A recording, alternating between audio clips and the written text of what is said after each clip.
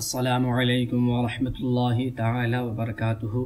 آپ دیکھ رہے ہیں سنی علما یوٹیوب چینل۔ اگر ابھی تک آپ نے ہمارے چینل کو سبسکرائب نہیں کیا ہے تو ہمارے چینل کو سبسکرائب کر لیجیے۔ معزز سامعین، اس وقت پورا ملک بلکہ پوری دنیا خوف و ہراس میں مبتلا ہے۔ سب کے دل و دماغ میں کورونا وائرس کا خوف مسلط ہے۔ یہ کورونا وائرس یقیناً اللہ رب العزت کی جانب سے یہ ایک آزمائش ہے۔ اللہ رب العزت کی جانب سے یہ ایک امتحان کا وقت ہے۔ کورونا وائرس عذاب الہی ہے۔ کورونا وائرس کی وجہ سے لاک ڈاؤن کی صورت میں لوگ اپنے اپنے گھروں میں قید ہے۔ وقت اللہ تبارک و تعالی کی بہت بڑی نعمت ہے۔ یہ جوانی، یہ زندگی اللہ تبارک و تعالی کی نعمت ہے۔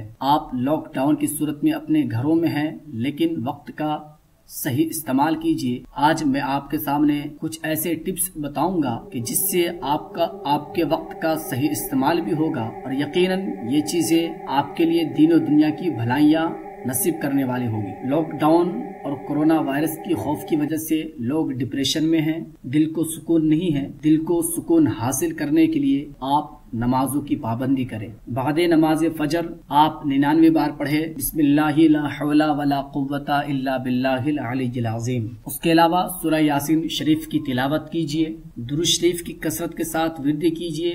درود شریف کو خوب سے خوب پڑھیے، کیونکہ درود شریف ایک ایسا عمل ہے جس سے دل کو بھی سکون حاصل ہوتا ہے۔ درود شریف شفا ہے، جو کہ جسمانی روحانی دونوں شفا ہے۔ درود شریف سے بلائیں دور ہوتی ہے، درود شریف سے تنگ دستی دور ہوتی ہے کہ درود شریف ایک ایسا عمل ہے جس سے دعائیں قبول ہوتی ہے۔ یہ مبارک مہینہ شعبان المعظم کا مبارک مہینہ چل رہا ہے۔ اس مبارک مہینے میں آپ اپنے مرحومین کے نام سے زیادہ سے زیادہ قرآن کی تلاوت کیجیے۔ حفاظ کرام اس لاک ڈاؤن میں اپنے قرآن پاک کا ایک اچھے سے دور آرام سے نکال سکتے ہیں۔ قرآن پاک کی خوب تلاوت کیجیے۔ جو صاحب علم ہے وہ اپنے مطالعے کو جاری رکھیں۔ اپنے گھر میں آپ جس فیلڈ سے ہیں اپنے گھر والوں میں اپنے نالج کو شیئر کیجیے۔ آپ کے گھر والوں کے نالج میں انکریز کیجیے۔ اس چیز کا بھی خیال رکھے کہ ان دنوں میں لاک ڈاؤن کی وجہ سے دن کمانے والے، دن کھانے والے ان مزدور کا بھی خیال کیجیے کہ آپ کے آس پاس میں جو بھی ہے، کسی بھی مذہب کے ماننے والے ہو، اگر وہ بھوکے ہیں تو ان کے گھروں تک آپ راشن کا انتظام کیجیے۔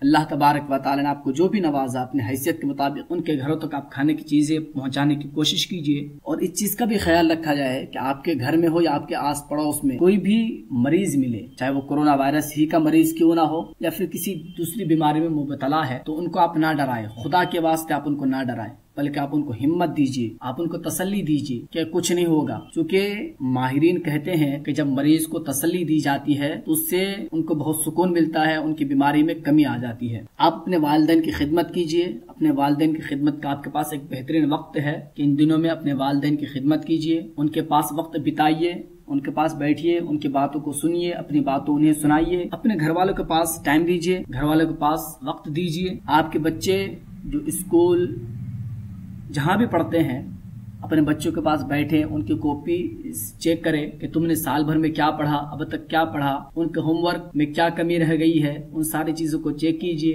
انہوں نے کیا سیکھا کیا نہیں، آپ کو سنیے۔